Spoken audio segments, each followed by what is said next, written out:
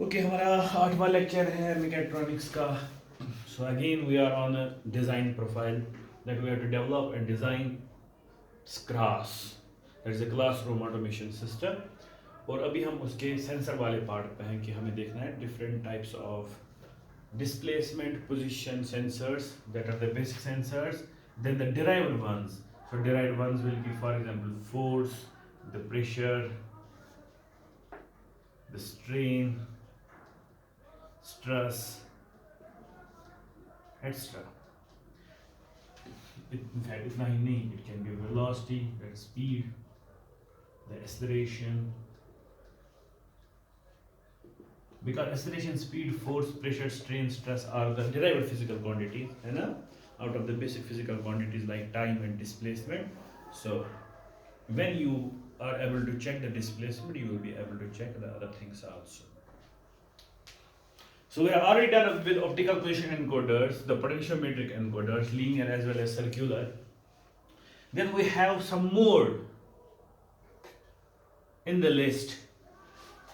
One of them is strain gauge, strain gauge. जो बोलो अपनी मर्जी है, ठीक है. स्ट्रेन गेज क्या होता है? इससे हम नॉर्मली करते हैं measure strain. So what do you mean by strain? Delta L by L. होता किससे ये? जब आप फोर्स करते हैं. So when you provide force to a material object, so obviously there will be some deformation. अब अगर वो डिफॉर्मेशन हो के फिर हम इस फोर्स को वापस रिलीज करेंगे and it will come back to its normal position, ठीक है. सो हम बोलेंगे कि इसमें उस वक्त स्ट्रेन आ गया और स्ट्रेस हमने डाला और उसकी वजह से स्ट्रेन आ गया. सो इसमें एक पॉइंट आपने पढ़ा होगा जो जब मॉडुलस पढ़ते हैं, उस modulus of elasticity, you get a point that called yield point, है ना. वो ये होता है कि आपने एक पर्टिकुलर स्ट्रेस डाला, उसके बाद जब उसने आप इसको छोड़ा सो ये वापस अपनी पोजीशन पे नहीं आया. तो उस वक्त हम फिर स्ट्रेसेस और स्ट्रेस को नहीं पढ़ते हैं, बिकॉज हमें एक्चुअली देखना है कि हमें ऑलवेज काम करना होता है उस यील्ड पॉइंट से पहले. सो इफ यू स्ट्रेस स्ट्रेन करो तो you have for example this is the yield point, हमें इस एरिया में काम करना होता है, ठीक है. तो अब फॉर एग्जांपल हमें स्ट्रेस और स्ट्रेन जो है वो मेजर करने हैं. सो हमने यहाँ पे लिखा स्ट्रेन जो हम मेजर कर सकते हैं when there is change in length. So when there is change in length, ठीक है, with respect to the whole length, that means there is a displacement. अब मतलब जो strains होते हैं हमारे body में, हमारे material objects में, they are very very less, है ना. strain जो होता है वो बहुत कम होता है, मतलब it can be in micrometers, it can be in millimeters, at most generally in your application can be in centimeters. तो जब इतनी छोटी सी चीज़ें आपको चेक करनी है, क्या उस वक्त आपका जो डिस्प्लेसमेंट एनकोडर जो हमने इससे पहले देखे like your optical position encoder, क्या वो उस वक्त काम करेगा? The answer is no.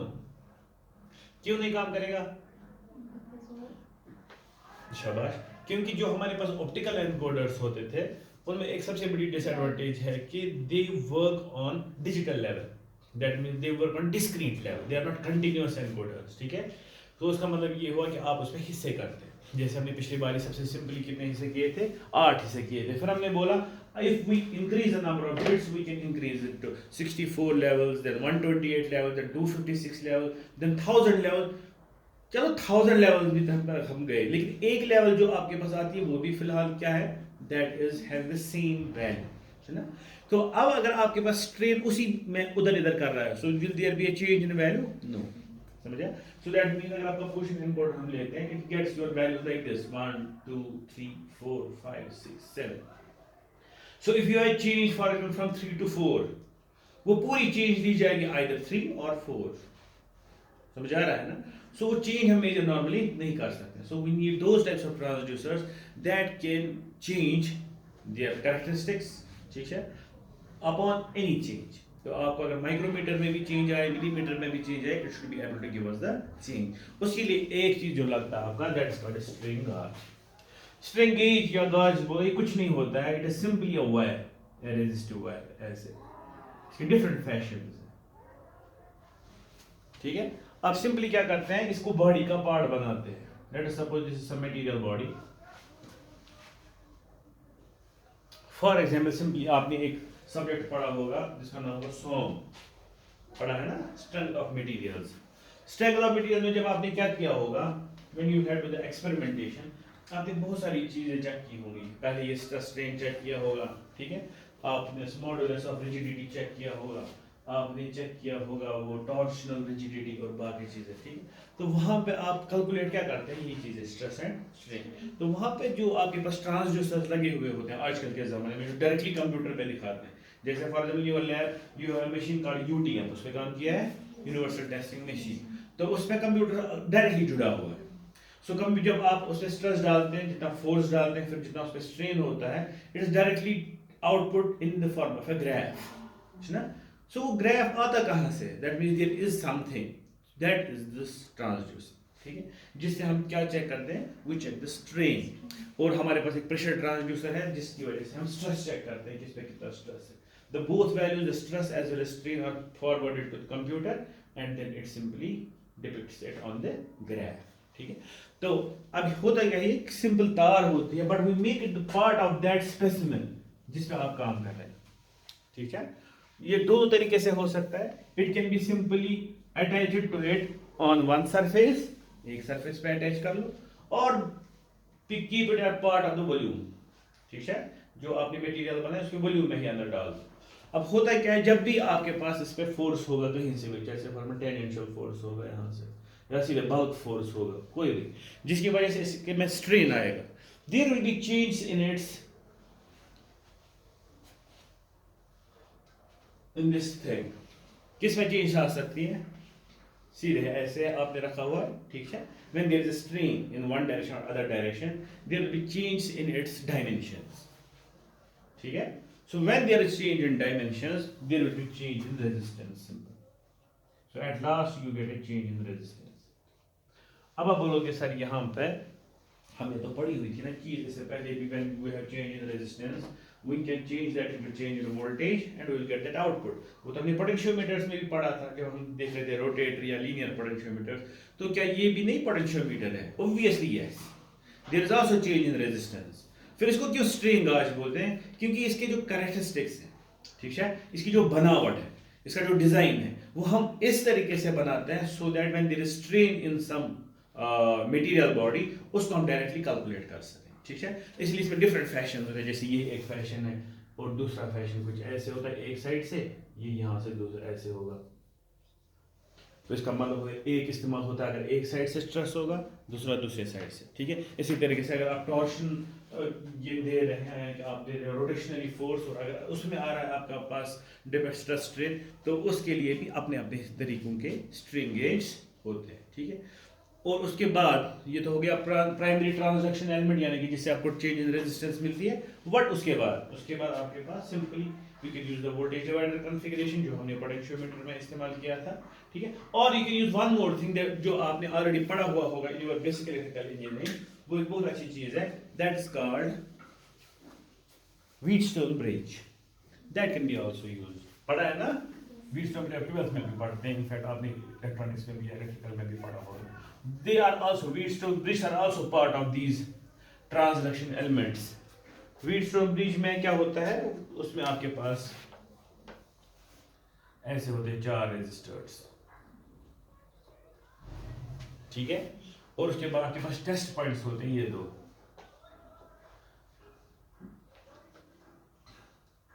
और आप वोल्टेज कहां पर प्रोवाइड करते हैं, यानी कि सोर्स कहां पे देते हैं, इन 2 पॉइंट्स पे, दैट इज सपोज ए और बी पे।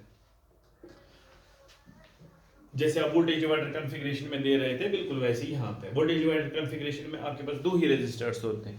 एक होता है आपका जनरल रेजिस्टर जो आप खुद लाते हैं in order to make the configuration, और दूसरा आपका सेंसर होता है, ठीक है ना। जैसे पिछली बार हमने देखा एलडीआर एंड ए रेजिस्टर, ठीक है, thermistor and a resistor, potentiometer and a resistor. तो वो दूसरा रेजिस्टर हम खुद ही रखते हैं। लेकिन यहाँ पे जो दूसरा तरीका हमारा है, that is the potential Wheatstone bridge, यहाँ पे हमें 4 रेजिस्टर्स चाहिए। 4 रेजिस्टर्स में से एक जो आपका होता है that is your transduction element, यानी कि ये आपके पास it can be your LDR, it can be your strain gauge, it can be your thermistor for temperature measurement, it can be your potentiometer for your rotatory measurement, ठीक है, कोई भी हो सकता है, हर कोई वो जहां पे रेजिस्टेंस चेंज होगी with change in some environmental variable, ठीक है। Then what do you do, उसके बाद ये रेजिस्टर्स जो है ये नॉर्मली होते हैं आपके पास वेरिएबल,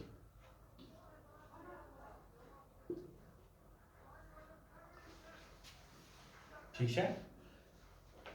तो इससे क्या हम करते हैं काम, अब यहां पे आपने पढ़ा होगा if this is P, this is Q, this is R and this is S, so whenever our bridge is balanced, P by Q जो है is equal to always R divide by S, हम यहां पे बोलते हैं bridge is balance. और जब bridge balance होता है, ठीक है, उस वक्त क्या खास होता है इस ब्रिज में, उस वक्त ये खास होता है कि इन दो पॉइंट्स के दरमियान वोल्टेज सेम होती है, this point and this point has same voltage, so they are equipotential, when these two points are equipotential we call them as that this bridge is balanced।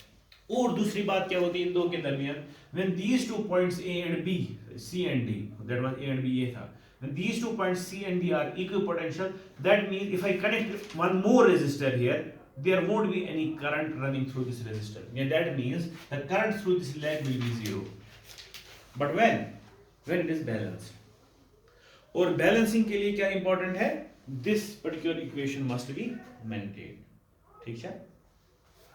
तो अब ये क्यों हम इस्तेमाल करते हैं, ये नॉर्मली हमें बहुत ही अच्छी कैलिब्रेशन प्रोवाइड करता है, मतलब वो क्या हुआ, वो हुआ क्या, अगर आपको एक पर्टिकुलर पॉइंट चाहिए कहीं पे, आप चाहते हो फॉर एग्जांपल कि हाँ आपका जो स्ट्रेन है जब वो 10 पे पहुंचे, ठीक है, तो उस वक्त कोई काम होना चाहिए, और जब 10 नहीं होगा तो उस वक्त वो काम नहीं होना चाहिए। फॉर एग्जाम्पल आप बोलोगे जब आपके पास, जैसे ये जो मैंने स्पेसिफिन लिया है, it is part of A machine, ठीक है, late us suppose the part of your UTM, universal testing machine, ठीक है, लेकिन आपने क्या किया, आपने किसी को कंप्यूटर के थ्रू उसको कंट्रोल किया, आप बोलना चाहते हो कि जब आपके पास स्ट्रेस जो है वो पहुंचेगा 20 किलो न्यूटन, ठीक है, बस उस वक्त रुकना है, उसके बाद मशीन आगे स्ट्रेस नहीं देनी चाहिए। अब वो कैसे करोगे, तो जैसे पॉइंट ए निक जहां तक आपको जाना है वो चीज आपका देगा वेटस्टोन ब्रिज। अब मसले सर वो कैसे हम देखेंगे, because we know upon 20 kilo newton जब आप फोर्स दोगे हमारे इस ट्रांसड्यूसर को, it will have a particular resistance, so वो रेजिस्टेंस जो होगी उस वक्त that will be for example R, तो इसका मतलब इसकी रेजिस्टेंस उस वक्त कितनी हुई, R, ठीक है। अच्छा, हम जब करंट चाहते हैं यहां पे नहीं हो, उस वक्त इसकी रेजिस्टेंस होनी चाहिए R, बाकी जगह पे क्या होनी चाहिए, बाकी जो कुछ भी हो सकता है, सो वो जो R वाला वैल्यू है वो मैं इसमें डाल दूंगा, ठीक है। Late us suppose that R is 10 kilo ohm, तो मुझे यहां पे 10 किलो ओम डालना, ठीक है। अब उसके बाद मैं क्या करूंगा, I will tune these in such a way, अगर ये 10 किलो ओम है और ये 5 किलो ओम है, that means 10 divided 5 is equal to, मैं यहां पर इसको रखूंगा फॉर एग्जांपल अगर ये 1 किलो ओम है, इसको रखूंगा 500 ohm, so that it also becomes 1/2, so P by Q आ गया ना बराबर R by S के, तो उस वक्त यहां पे क्या जाएगी, करंट 0, बाकी टाइम्स पे देयर विल बी करंट, ठीक है, बिकॉज बाकी सब टाइम्स पे जब आपके पास यहां पे 20 किलो न्यूटन आपने फोर्स नहीं डाला था, उस वक्त bridge was not balanced, it was unbalanced, तो करंट कभी ऊपर से नीचे जाती, कभी नीचे से ऊपर जाती, हमारा बेसिक मॉडल था कि करंट 0 हो, so we can check that current, जो हमारे पास जब 0 आ जाएगी तो हमारे पास आगे वाला सर्किट जो मैंने पहले बोला है, नेक्स्ट पार्ट आफ्टर सेंसर्स क्या होता है, सिग्नल कंडीशनिंग। ये फिर सिग्नल कंडीशनिंग सर्किट का क्या है मामला है, उसका डोमेन है कि वो 0 को चेक करे और अगर 0 नहीं है तो उसको चेक करे, लेकिन यहाँ पे हमारा मोटिव सही हो जाता है कि whenever you get that particular point जहाँ पे आपको रुकना है, that will be outputted with a 0 current, ठीक है, that will be done by this thing called Wheatstone bridge। और अगर हमें कंटिन्यूअस मेजरमेंट्स करने हैं, so if you don't need technique of a point, you want continuous measurements, then you are normal beat क्या बोला मैंने उसको, voltage divider configuration, और this also can serve the purpose, because whenever there will be change in this resistance, ठीक है, there will be obviously change in this voltage, and that voltage will be again proportional to what, proportional to the change in this resistance, ठीक है, जैसे आपके पास voltage divider configuration है ना, वैसे इसमें भी कॉन्फ़िगरेशन ये किया होगा बचपन में। इसमें सिंपल केवीएल लगाना है, ठीक है, या सीधे ओम्स लॉ लगाओगे, you can simply get that VCD, you have to get the voltage between C and D, that is VCD. So you can simply put it like this, आपके पास पहला ये हो गया, ठीक है, if it is balanced, और balance है यहाँ से कोई करंट नहीं जा रही है, तो ये एक वोल्टेज डिवाइडर बन के ये दूसरा वोल्टेज डिवाइडर बन गया, ठीक है। इसके अक्रॉस जो वोल्टेज होगी that will be VAD will be equal to VIN multiplied by RQ divided by RQ plus RS। यहाँ पे जो वोल्टेज होगी दैट विल बी, यहाँ पे जो वोल्टेज होगी that will B VIN multiplied bye P divided by P plus R, ठीक है। और वो दो वोल्टेज जो होंगी दे विल बी कांस्टेंट, ऐसा ना, they will be same. Why? It is balanced. When it is balanced, this voltage and this voltage has to be same. जब वो सेम होगी, इक्विवेलेंट उसी से निकलता है ये P by Q will be equal to R by S। अब जो मैं बोल रहा हूँ कंटिन्यूअसली मेजर करना होगा, then you will have to take it as a whole, जैसे ये है, ठीक है। So it is once delta and it is second delta, so you will have to do the delta to star transformation, पढ़ा है ना basic electrical में, star delta या delta to star transformation, then you can solve it. या अगर वैसे नहीं तो सिंपल केवीएल लगा के, लूप एनालिसिस लगा के you can get the voltage between C and D और अक्रॉस दिस रेजिस्टर, ठीक है। That will come into the equation and you can directly check what is the value of this R, या जो आपके पास stress है। तो उसके बाद हमारा एक और चीज है that is LVDT।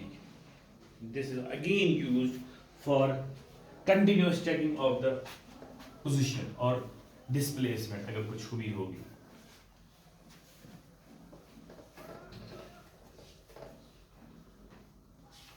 LVDTs. What is LVDT? LVDT is simply linear variable differential transformer. This again used बहुत ज़्यादा इस्तेमाल होता है मगर displacements में, you have displacements, continuous displacement, बिल्कुल उसी तरीके से जैसे हमारे पास कौन कंटिन्यूअस डिस्प्लेसमेंट में काम कर रहा था, आवर लीनियर पोटेंशियोमीटर, ठीक है। जब हम उसको चलाते थे वो हर एक पॉइंट पे बराबर वैल्यू देता था, बिल्कुल उसी तरीके से। फर्क इतना है that worked on change in resistance principle, ठीक है। This works on principle of electromagnetic induction because it's a transformer. तो होता क्या है, कुछ नहीं, इसकी बनावट देखते हैं क्या होती है। तो आपके पास एक ट्यूब होता है सीधे,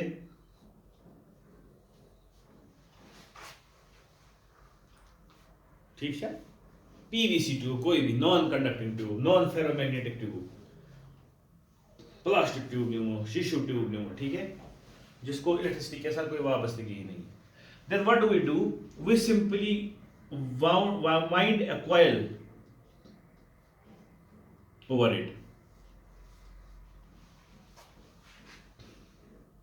ठीक है, एक जगह पे। उसके बाद दूसरी कॉइल दूसरे साइड से यहां तक। सो this is coil 1, this is coil 2।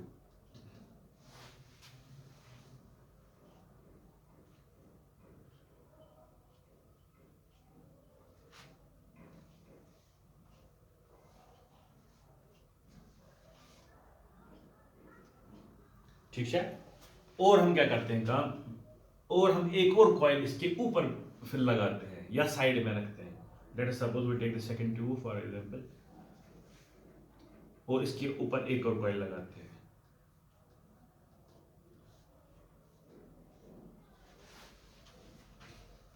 ठीक है।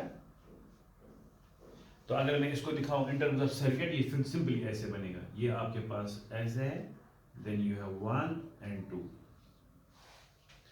ऐसे किसको दिखाते हैं, ट्रांसफार्मर को, ठीक है। So this is the primary, we call this as primary winding, this is secondary winding 1, this is secondary winding 2। तो जब हम इसका स्ट्रक्चर देखते हैं वैसे भी वही होगा। जो मैंने अंदर से पहले दो तारे बनाई तो वो क्या है, सेकेंडरी दो कॉइल्स, उसके बाद मैंने फिर से एक ट्यूब रखा, ठीक है, ताकि मिले ना, उसके ऊपर फिर क्या लगाई, प्राइमरी। तो आप जो इसमें दूसरी बात ये है, यू कांट यूज डीसी। जो अभी तक जितने भी हमने सेंसर्स देखे ना, they were working on DC, this one works on AC, So because it's a transformer, transformers can't work on DC, they work on AC, they operate on AC. So you will have to provide AC to the primary. तो यहाँ पे भी जो ये primary है इस पे AC दे दिया, ठीक है? So what will happen when you give AC to the primary? Obviously, the EMF or the voltage will be induced in the secondaries. So let us suppose जो आपके पास number of turns थे in your primary, it was NP, और जो आपके पास secondary में number of turns थे they were NS in each. Again, let us suppose the voltage given to the AC, that is primary, is VP, and the voltage that you will get from the secondaries will be VS. ठीक है? Now from the basic transformer equation जो हमारे पास है, किसके बराबर होती है? V secondary VS divided by VP सम बराबर NS divided by NP. Simple transformer equation, directly proportional to the number of turns of the coil. Means जो आपके पास आउटपुट मिलेगी एक कॉइल से VS डिवाइडेड बाय जो आपने इनपुट दिया होगा VP इज इक्वल टू आपका टर्न्स रेशियो. अब यहाँ पे हमें निकालना है VS, so VS will be equal to NS into VP divided by NP.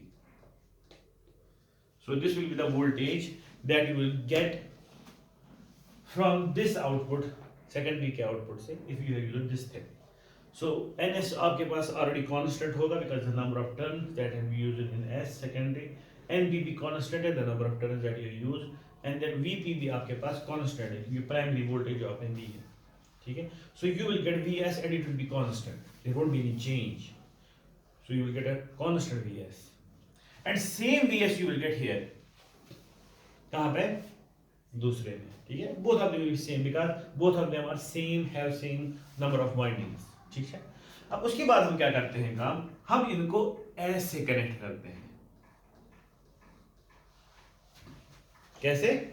आ गया करेंसो देखिए तीन कनेक्ट, देखो एक हो गया, मैं इनको सीधे ऐसे कनेक्ट करूंगा, ये एक है और ये दो है. If I connect them like this और check my voltage here, what will be the voltage here? It will be VS plus VS, so you will get 2 VS. मिलना? Because आपने सिंपली क्या किया? आपने इनको शॉर्ट करके क्या किया? आपने सिंपली नंबर ऑफ वाइंडिंग्स क्या की? इंक्रीज की.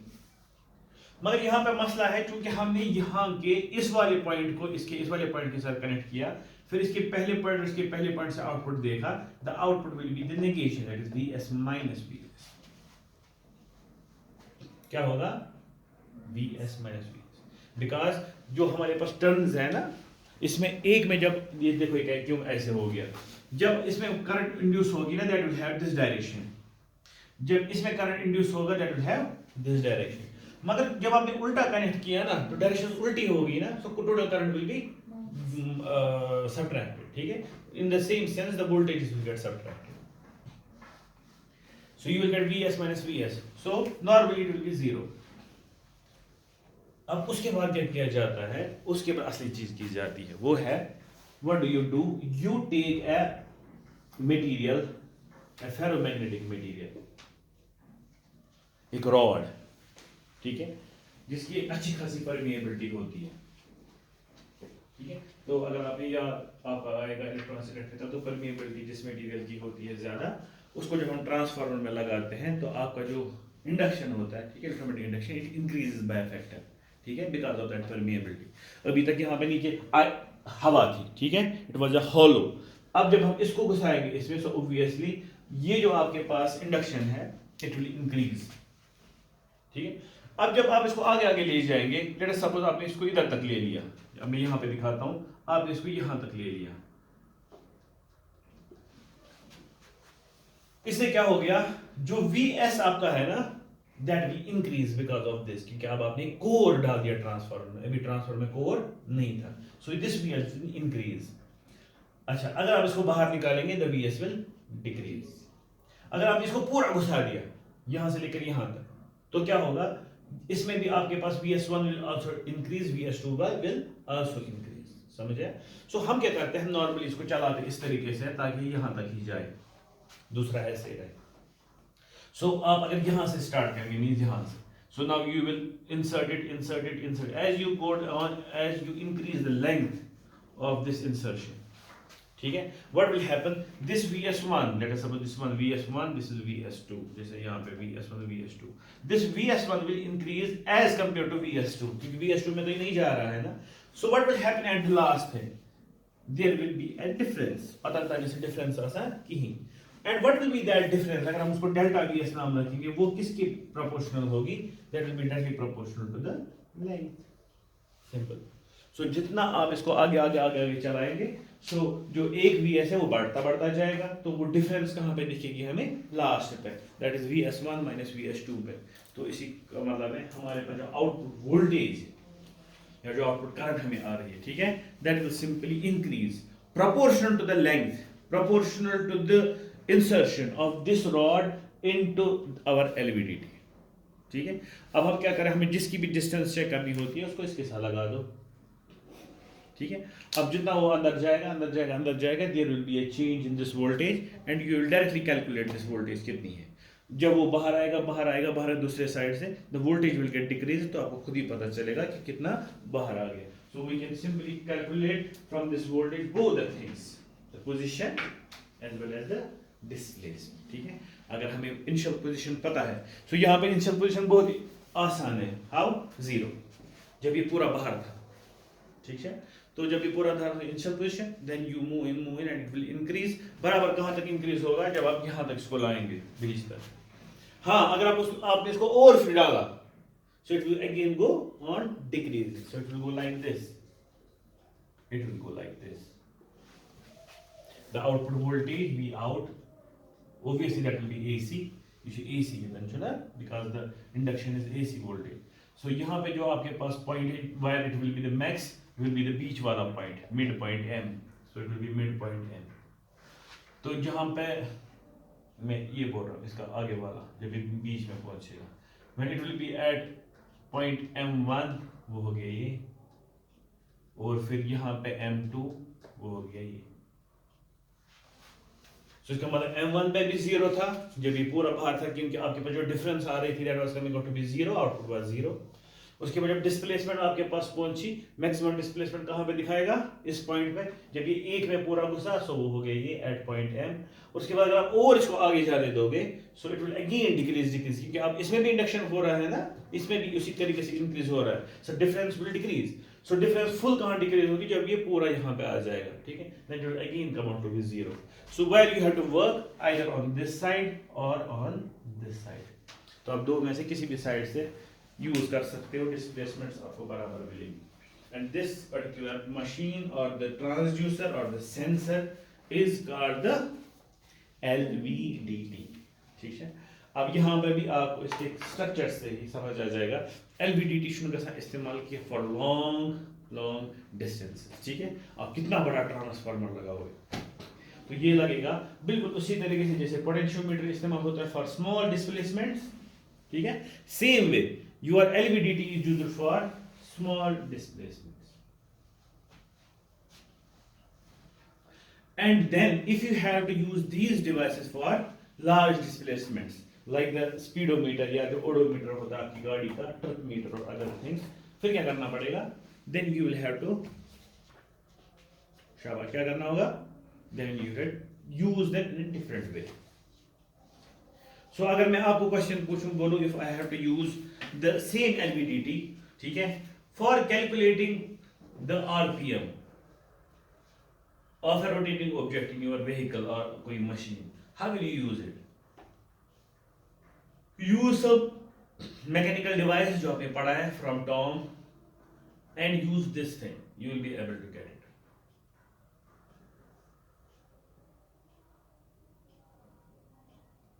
शाबाश.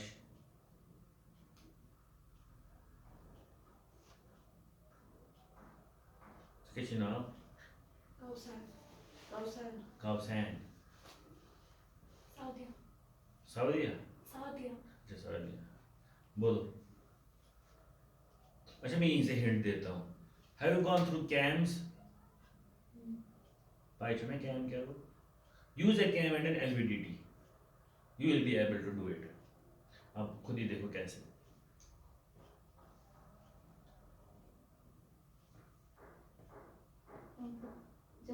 रोटेशन होती है शाफ्ट की, क्या ऊपर नीचे जाता है, तो उसी को मेजर करेगा लाइक कि कितनी बार ऊपर गया। Very good.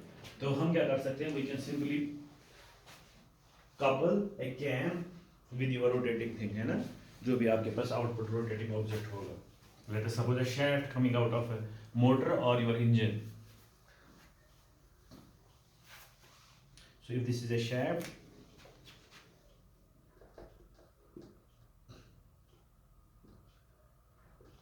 and this is rotating, ठीक है। So what I will put, अब मैं ऐसे दिखाता हूँ इसको, इसमें I will put the cam. So cam को मैं कैसे बनाऊंगा, ऐसे उसकी प्रोफाइलिंग में करूँगा so that it comes like this, ठीक है। और उसके बाद जो उसमें कैम का वो होता है ट्रिगर वगैरह, उस तरह आसान, इसको क्या बोलते हैं ऊपर वाले को, जो ऊपर नीचे जाता है, हाँ, फॉलोअर, हाँ। So this cam follower, and this will rotate, and this follower is to be coupled with your LVDT, ठीक है, and this is to be coupled with this. So अब क्या होगा, when this starts rotating, cam starts rotating, ठीक है।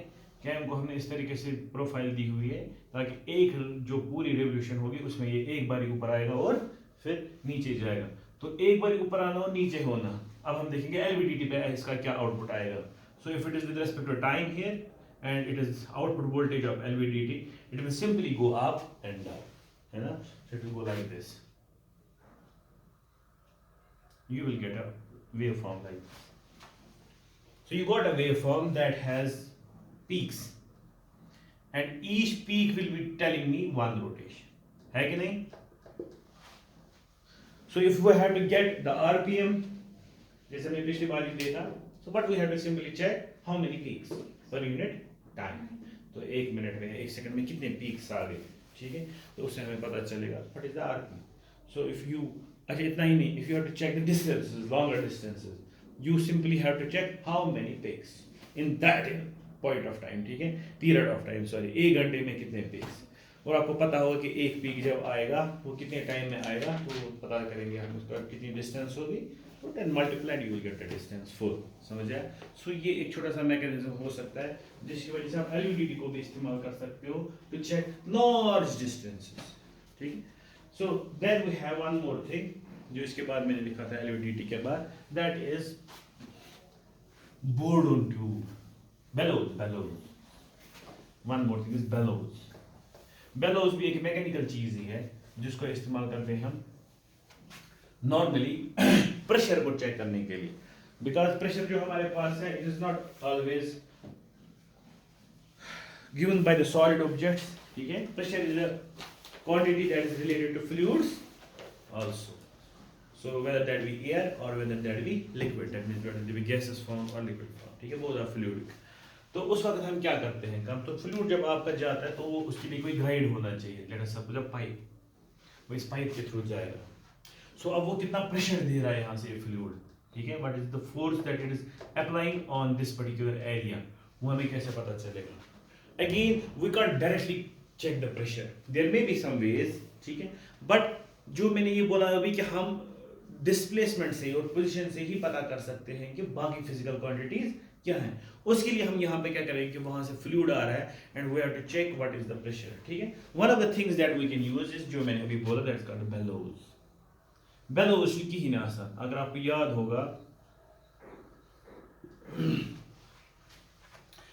तो शुजाह करूँ बचपनस मज जम सत पेप्सी चवान, नहीं वो गोल्डन ट्यूब हो गया। आपको वो पता है वो जिसको मैं बोल रहा हूँ, हाँ, वो पाइप जो होती है ना, जो इसमें लगती है, सुरंग मछला कम बन गए, वो किस तरीके की होती है, वो होती है ना ऐसे ऐसे वाली, ठीक है। अगर आप उसको बंद बंद बंद बंद करोगे एक साइड से और यहाँ तक पहुंचाओगे और दूसरा साइड वो बंद रखोगे, यहाँ से फूंक मारोगे, व्हाट विल हैपन, उसको ऐसे करोगे वो हो जाएगी एक्सटेंड, ठीक है। अगर आपने एक साइड बंद किया, अगर एक साइड बंद नहीं किया फूंक मारो कुछ नहीं होगा। अगर आपने एक साइड बंद किया और आपने फूंक मारा, जितना ज्यादा फूंक मारोगे ना प्रेशर से वो उतनी एक्सटेंड हो जाएगी, ठीक है। उसके बाद अगर वापस लाओगे फूंक करोगे वो वापस आ जाएगी, या अगर बाई एनी मैकेनिज्म स्प्रिंग से वहां वापस ला रहे हैं फिर से क्या कर रहे हैं फूंक कर रहे हैं वो ज्यादा जाएगी, दैट इज इट। तो उसको हम बोलते हैं बेलोज, ठीक है। These bellows are also used to check pressure. तो जितना आप प्रेशर यहां पे देंगे, सो बेलोज में जो आपका एयर है या जो फ्लूइड है वो फिल हो जाएगा, so it will always try to expand it, ठीक है, but it will always expand this thing in a linear fashion, that means displacement will be rectilinear. तो यहां से बेलोज तो खुलेंगे, लेकिन ये जो बीच वाला पॉइंट है ना, it will have a displacement, linear displacement. समझे ना? उसके बाद आपकी मर्जी है, आप इसमें ऑप्टिकल एनकोडर लगाओ, एलवीडीटी लगाओ, पोटेंशियोमीटर लगाओ, क्योंकि आपके पास बहुत सारे विकल्प अब हैं जिसको हम यूज कर सकते हैं लीनियर डिस्प्लेसमेंट कैलकुलेट करने के लिए। Then calculate, put it in the equation, ठीक है, and get the pressure, so you can easily get the pressure.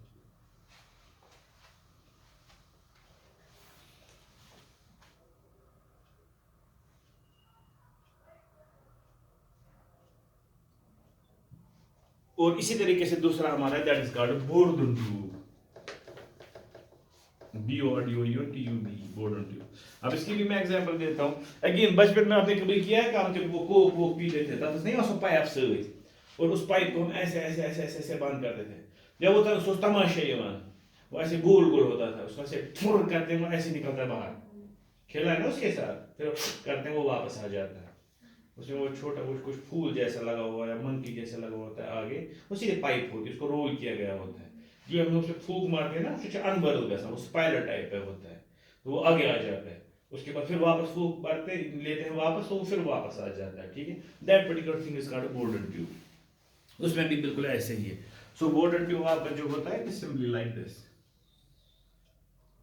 एक साइड से बंद और दूसरी साइड से ऐसे, मगर इसमें ये खासियत होती है कि जब when you release the pressure it will come back. So again when you put a pressure on this area, that is a particular pressure, जितना प्रेशर बढ़ेगा ये जो ये अनबरल हो जाएगा, ठीक है। जो इसका पॉइंट यहाँ पे होता है ये वाला, इसी के साथ हम लिंक करते हैं अपने नॉर्मल डिस्प्लेसमेंट ट्रांसड्यूसर को, चाहे वो आपका एलवीडीटी हो या चाहे वो आपका पोटेंशियोमीटर ट्रांसड्यूसर या ऑप्टिकल एनकोडर जो भी हो, ठीक है। सो you can directly calculate the pressure that we are getting at the output, ठीक है। अब मसला ये है कि जो पुराने जमाने में जब ये चीजें होती थी, they were at macro level, किस पर है, macro level, the sensors used to be very big, ठीक है। सो अगर आपको प्रेशर ट्रांसड्यूसर कहीं पे लगाना है, ठीक है, सो सिक्योर द बोर्ड कम से कम आया समझ। इसी तरीके से फोर्स ट्रांसड्यूसर लगनी है, बोर्डन ट्यूब इस्तेमाल करना है, it used to be very big. मुझे याद है बचपन का, इससे मुझे याद आ गया बोर्डन ट्यूब से हम प्रेशर कैसे मेजर करते थे, आपने नहीं देखा होगा मे बी, आप बहुत छोटे हो उस लिहाज से। हाँ, जब गैस नहीं होता था ना एलपीजी उसकी ही, तम साथ ऐसे आसान केरोसिन गैसेस देखा होगा कभी पुराना कुंजे ऐसे उसमें स्टोर पुराने जमाने, उसमें क्या होता था जैसे केरोसिन स्टोव होता है ना, वैसे होता था केरोसिन गैस, उसमें भी ऐसे करना होता था, टक टक टक प्रेशर बनाना होता था, ठीक है। फिर उसको साइड में लगी होती थी एक छोटी सी घड़ी, उसी में चाहता था कि आप किस प्रेशर पे पहुंचे, उसमें फिर लगाया होता था ग्रीन, येलो और फिर रेड, तो हमें रेड पे नहीं पहुंचना होता, ग्रीन में ही रखना होता था, लास्ट ग्रीन में। फिर उसमें मेंटल होता था, फिर वहाँ से वो जलाते थे और बहुत कुछ होता था, उसके बाद वो गैस लाइटर गैस आप हो जाता था और हमें ब्लास्ट मिलता था from kerosene. So that was बहुत ही अच्छी इनोवेशन थी उस टाइम पे। उसके बाद आ गई एलपीजी गैसेस, तो उससे पहले वही थे। तो उसमें जो वो घड़ी चलती थी ना, मैंने एक दिन खोला वो घड़ी देखना चाहता, उसमें क्या है, बिल्कुल ऐसे ही था। तो नीचे से जो प्रेशर बनता था उसमें सीधे छेद था, फिर लास्ट में पहुंचते पहुंचते यू हैड ए स्पाइरल, उसी स्पाइरल के साथ सीधे लगी हुई थी क्या, सुई। तो जितना वहां से प्रेशर बढ़ रहा था वो सुई आगे आगे आगे आगे चलती थी बिकॉज ऑफ द प्रेशर, ठीक है। सो अब मसला में ये क्या बोल रहा हूँ, वो मैक्रो जमाना था। आजकल यही चीजें बराबर होती है, but they are used at the micro level, because we have such technologies कि हम यही चीजें बना सकते हैं कहां पे, at the very lowest level, and all because of electronics, क्योंकि पहले इलेक्ट्रॉनिक्स ने ही स्टार्ट की ये चीजें करना, जैसे चिप्स बनाई इलेक्ट्रॉनिक्स में पहले, ठीक है। सो जब हमने सिलिकॉन से छोटी छोटी चीजें बनाई इतनी छोटी जगहों पे, तो फिर मैकेनिकल ने भी बोला हम क्यों पीछे रहे, let us make the sensors and mechanical devices also using the same technology at small level. The overall this is called MEMS और NEMS, ये दो फील्ड्स आ गए इंस्ट्रूमेंटेशन के, इनफैक्ट सेंसर्स के, called as MEMS. MEMS is micro electromechanical systems. So you have mechanical systems, you have electromechanical systems, but at the level of micro, 10 raised to power minus 6 of a meter. 10 to the minus 6 second minus 3. Micro, milli. It's micro, it's minus 6. ठीक है? And then NEMS is at the nanometer level. तो अभी technology इतनी है, the things are made at nanometer level. That's 10 raised to power minus 9 of a meter. तो आप खुद ही देखो इसमें मसवाल जो अमिक हतिम हिस्स, ठीक है? तो उस लेवल पे अब क्या बनती है ये चीज़ें, and that too on an IC. सो पुराने ज़माने का आपको इतना बड़ा दिखता, आज कल जो सेंसर्स मिलते हैं, ये प्रेशर वाले, फोर्स वाले, वो एक चिप में होते हैं, ठीक है? वो दिखते भी नहीं है। आपके मन फर्ज में मेरे पास एक घड़ी है, ठीक है? इसमें भी कम से कम 30-40 सेंसर्स लगे हुए हैं। इसमें भी बैरोमेट्रिक प्रेशर सेंसर है, that tells me what is the height. 1613 metre यहाँ पे लिख रहा है, यानी कि मैं सी लेवल से ऊपर कितना हूँ, 1613 मीटर। इससे पहले उसके लिए बहुत बड़ा डिवाइस होता था जो मुझे चेक करता था कि वेयर वी आर, जिसको हम बोलते हैं बैरोमेट्रिक प्रेशर सेंसर, ठीक है? यहाँ पे देखो इसी में है, पता नहीं कहाँ पर रखा हुआ है, इतनी छोटी चीज होगी, all because of MEMS and NEMS, ठीक है? So that's a different field, मगर पता होना चाहिए अंदर से कैसे हो रही है चीजें। So you have these things as sensors that measure the length, the displacement, the distance, और उसके बाद derived चीजें like speed, ठीक है, जो भी हमने देखा in terms of RPM, and we have this force, this pressure, the stress, the strain, the velocity and the acceleration and other things. All of them can be checked once modeled perfectly. So this was a class that is related to displacement. अब अपने project के हिसाब से that is in class where we have to use it, कहाँ पे हमने बोला था कि we need to check कि हमारे पास जो displacement का जो sense हमें करना है, where should we keep them, where we need to check the displacement. शाबाश। तो मैंने आपको बोला था we may need it एक तो on board and there while controlling the, क्या इनको बोलते हैं पर्दों को, कटिंग, ठीक है? तो फिर जो हमारे कर्टेन्स है, तो आप आराम से देख सकते हो कर्टेन्स को, इनका एक कंट्रोल होता है कि 2 कंट्रोल्स होते हैं इनके, आपको पता है कौन कौन सा? तो एक होता है कि the total amount of light that will come in, है ना, उसका एक अलग कंट्रोल होता है, और दूसरा होता है कितना आगे पीछे है। सो ये 2 कंट्रोल, वन इज दिस, ये नॉर्मली हवा के लिए होगा कि आपको हवा कितनी चाहिए, ठीक है? उसके बाद जो दूसरा कंट्रोल है, this one, this simply change the amount of light that will come into the room. So देखो अभी इतनी लाइट है, if I want to increase the light, मैं इसको सीधे चेंज करूंगा इनकी ओरिएंटेशन, ठीक है? Now full light is coming in and I am moving more, और उसके बाद फिर से कम। Then the second one, so उसमें आपको कितना बाहर से लेना है, और उसके बाद so the mechanical mechanism is already there, ठीक है? But we need to automate it for classroom, कि मुझे कितनी लाइट चाहिए और मुझे कितनी हवा चाहिए, फॉर एग्जांपल, ठीक है? So what you need to automate only these 2. So if you put a actuator here for example, ठीक है, जिसकी वजह से आपने मोटर से चेक किया, you put a pulley here and then rotate it, it will be able to change their orientation. Same way, if you get a pulley here and then rotate this, it will be able to change the आगे पीछे कितना जाएगा। मसला ये है, ये तो हो गया कंट्रोल, लेकिन हमारे सिस्टम को कैसे पता चलेगा कि ये अभी कहाँ पे है? That is the main thing, कि our system should continuously have the position of this. क्योंकि जैसे मैंने पिछली बार ही बोला कि जैसे पावर चला जाएगा, ठीक है, और ये कर्टेन्स किसी पॉइंट पे रह गए, अब जब पावर फिर से आएगा, क्या इसको पता है कर्टेन्स इस वक्त कहाँ पे है? ठीक है? So that is the thing that is to be checked. So हमें यहाँ पे लगाना पड़ेगा the sensor that will check the position, कि ये पूरा खुला हुआ है, पूरा बंद है, और ओवर दिस होल अगर हम वहाँ से लेकर यहाँ तक देखेंगे, ये कम से कम 5 मीटर्स होंगे या 4 मीटर्स होंगे। सो 4 मीटर में अभी हमारी पोजीशन कहाँ पे है, वेयर आवर कर्टेन्स आर, ठीक है? तो वहाँ पे कौन सा सेंसर लगेगा? आप बोलो what is the best fit to use out of the sensor जो हमने अभी तक पढ़े, that will be best used in terms of cost and other things, so that we can use this to check where is the current position of the curtains.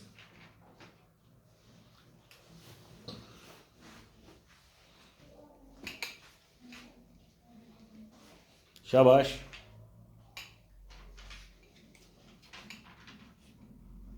Optical हाँ, शाबाश.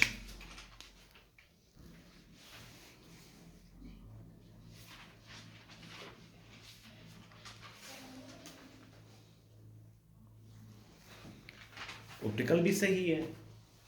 सो देखो distance जो आपके पास है it is at least 2 metres, क्योंकि अगर ये हमारे पास जब एक साइड से जाते हैं तो दूसरे साइड से भी खुद ही जाते हैं, तो एक साइड अगर हमने चेक किया तो दूसरा साइड खुद ही हो जाएगा. ठीक है, क्योंकि ये एक दूसरे को फॉलो करते हैं, कॉपी ईच अदर. तो 1 मीटर के अंदर अंदर सबसे पहले एलवीडीटी तो इस्तेमाल कर नहीं सकते. If you can use LVDT then you have to do the extra mechanism, जो ना जैसे हमने अभी गाड़ी के लिए क्या किया था, कैम फॉलोअर इस्तेमाल किया था. तो यहाँ पे हमें देखना है कि we should be using a mechanism that will be for this whole thing, and cost भी कम होगा और एक्स्ट्रा मैकेनिज्म कोई नहीं लगाना होगा.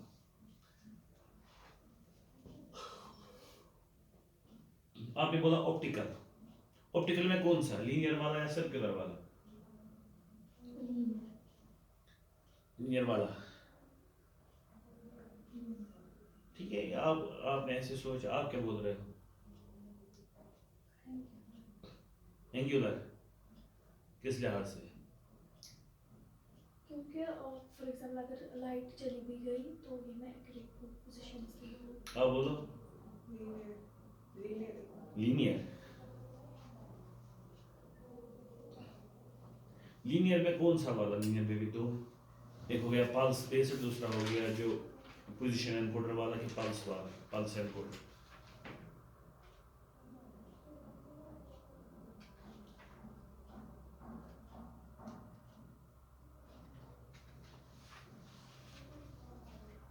शाबाश.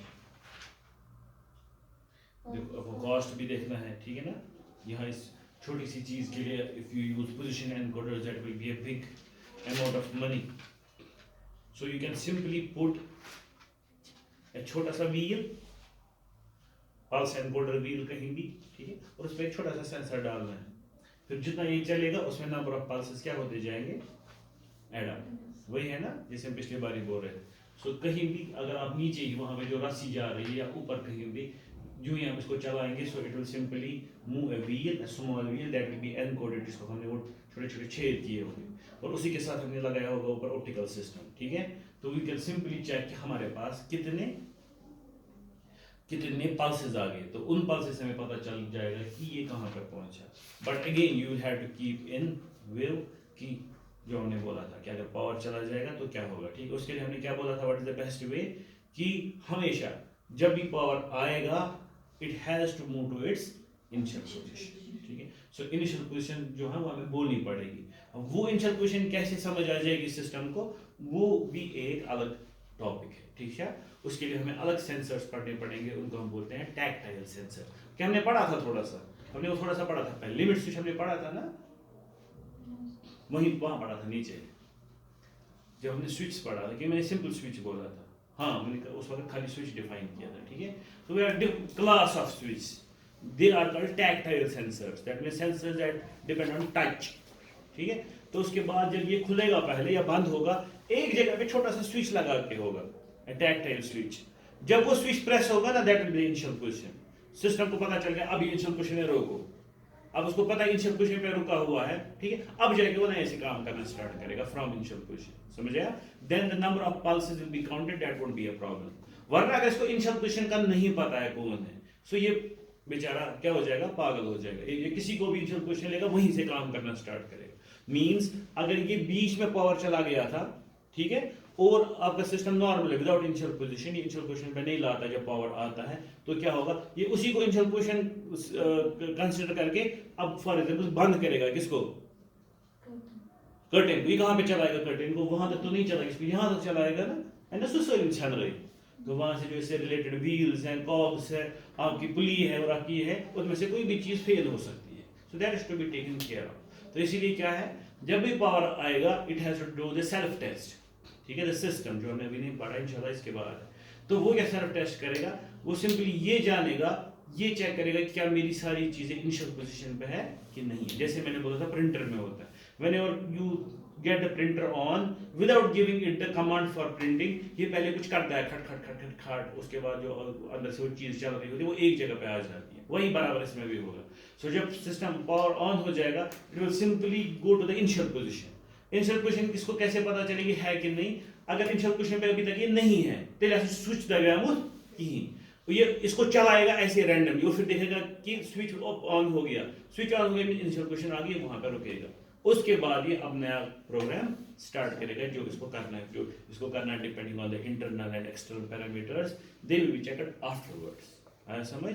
सो this is why we can use these types of transducers in our system जहां पे हमें देखना। Same can be used for board, ठीक है, जैसे बोर्ड में हमने बोला था कि वो है wiper that will go from this to this position. So wiper में भी आपके पास कहाँ पे अभी वाइपर है, क्या सिस्टम को पता है, ठीक है।